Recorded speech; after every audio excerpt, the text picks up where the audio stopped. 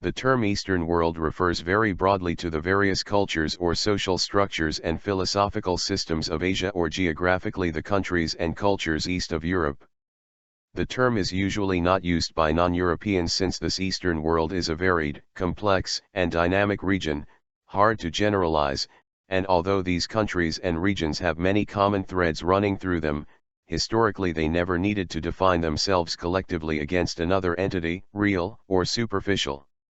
This includes Central Asia, comprising Kazakhstan, Kyrgyzstan, Tajikistan, Turkmenistan, and Uzbekistan, the Far East, comprising mainland China, Hong Kong, Japan, Macau, Mongolia, North Korea, South Korea, and Taiwan in East Asia, Russian Far East in North Asia, plus Brunei, Cambodia, East Timor, Indonesia, Laos, Malaysia, Myanmar, the Philippines, Singapore, Thailand, and Vietnam in Southeast Asia, the Middle East, aka the Near East, or Western Asia, comprising Armenia, Azerbaijan, Bahrain,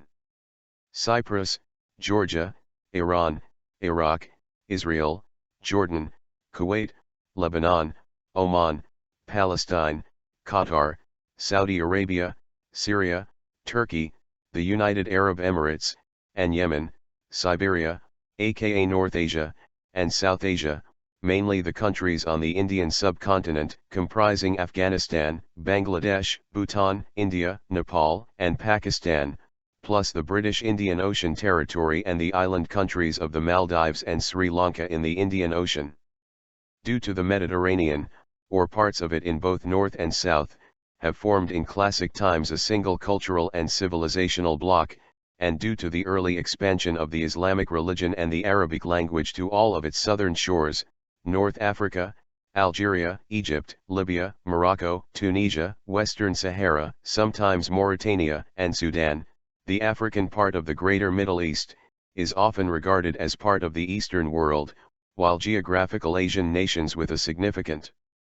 historical, pre-modern, or formative imprint of European populations and traditions such as the Philippines, or of those ultimately non-European in culture and origin whose indigenous populations were forced into Europe and its surrounding areas for a long period of time, such as Israel, and in less mainstream views of what constitutes the Western world, Armenia, Azerbaijan, East Timor, Georgia, Hong Kong, Japan, Lebanon, Kazakhstan, Macau, Singapore, South Korea, Taiwan, and Turkey may be considered Western at least in part, including being both Western and Eastern, while Cyprus even became part of the European Union in 2004 under its internationally recognized government, the Greek Cypriot government in the south. Many critics have pointed out that for generations now Europe and to a lesser extent the Western world have been trying to absorb Asian societies into their own society. This campaign makes it so that many societies, when speaking about or thinking of these countries/regions in context of Asia and the Eastern world, they often withdraw and are reassigned with the Western world instead, such as in the cases Turkey, Siberia, Russia, and other areas of Asia that are linked to the Western world. Asian countries that are still believed to a part of Asia, such as the countries of East Timor, Hong Kong, Macau, the Philippines, Singapore, and to a lesser extent Brunei, Indonesia, and Malaysia, are even then still less often thought of as such by the Western world and are marginalized in many Western concepts of the Eastern world. This belief is so strong that even in Asia itself these places are also marginalized when it comes to Asia's ideas of the Eastern world. Many Asian countries believe that European influence has been successful in absorbing their countries and regions of Azerbaijan, Armenia, Cyprus, Georgia, North Asia, aka Siberia, and Turkey, to the point that even within these societies themselves they rarely ever think of themselves as being a part of Asia, the Asian people, and the Eastern world. Although the concept of a united Asian people and an Asian race is even more debatable due to the fact that most of the world link the identity of Asian only to the people of South, East, and Southeast Asia, and so regions that who even though see themselves as part of the Eastern world, such as the Arab nations of Western Asia, Israel, Iran, and the ethnic groups that come along with these countries, don't identify as Asian. Another reason why a pan-Asian identity is a flawed work-in-progress concept compared to the mass unity found in the continents of Europe and Africa is the fact that Asia is the most racially and ethnically diverse continent in the world that differs very widely among and within its regions, with many different cultures, environments, economics, historical ties, and government systems whose people have an even further pan-continental belief of nationalistic, cultural, and ethnic individualism. Many of whom believe came out of the imperialistic colonization of the continent by foreign Western powers back in colonial times, and because of this overt sense individualism across the continent, once a specific group, is labeled something, many groups within Asia will have a hard time identifying with the same label. Most of the people of Asia prefer to identify with their individual nations rather than with their continent, region, or each other, and these attitudes can be found throughout the continent.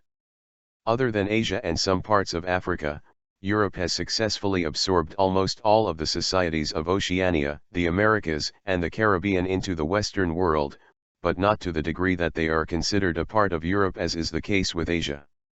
The division between East and West is a product of European cultural history, and of the distinction between European Christendom and the cultures beyond it to the East.